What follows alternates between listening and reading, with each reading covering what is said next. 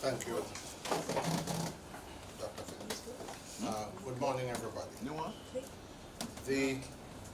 On Tuesday, there was an attempt by the government to thwart the discussion and the answering of the questions and the statement that was made by the Minister of Health on the issue of Conroe Regional Hospital.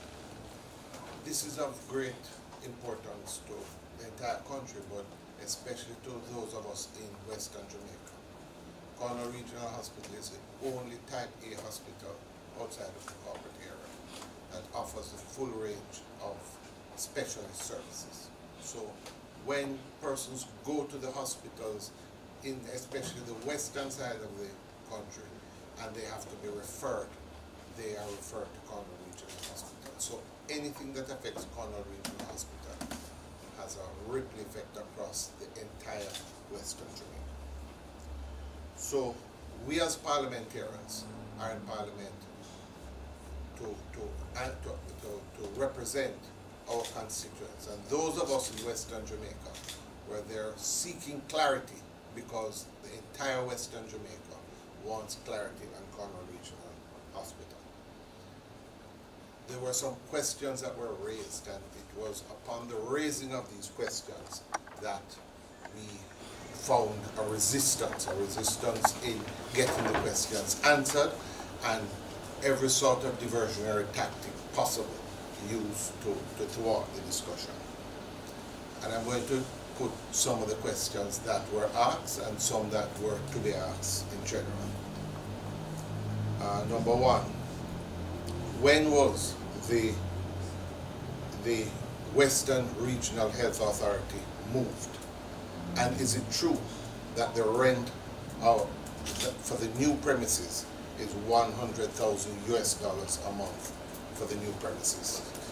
This is of particular importance because they were moved out of the Conroe Regional Hospital some time ago and moved to other premises. And it raises a question, which was raised by the Jamaica Medical Doctors Association, that it suggests that something was known about the building and that the administrators moved out and left the other staff in the building. Number two, why wasn't there a discussion with the staff on the findings of the PAHO report?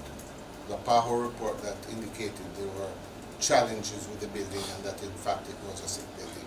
The question is, this information should have been shared with those persons who are working there, especially the medical staff and the other auxiliary staff.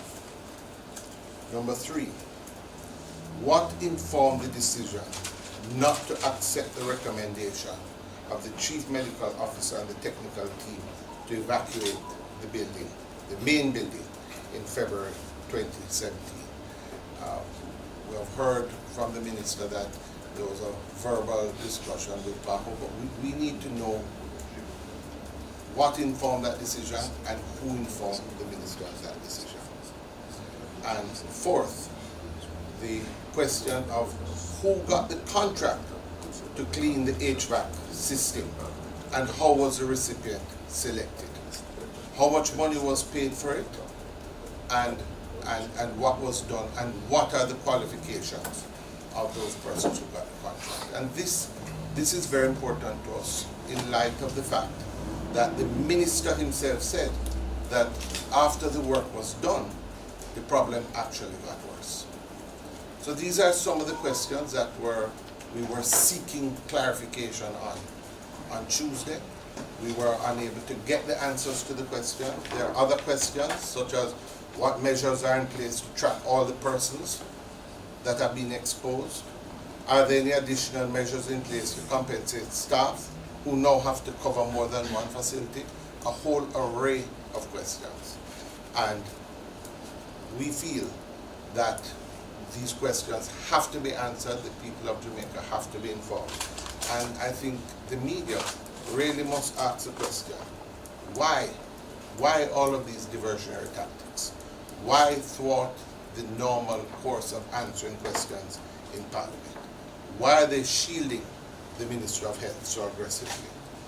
And the real question, what are they hiding? Thank you.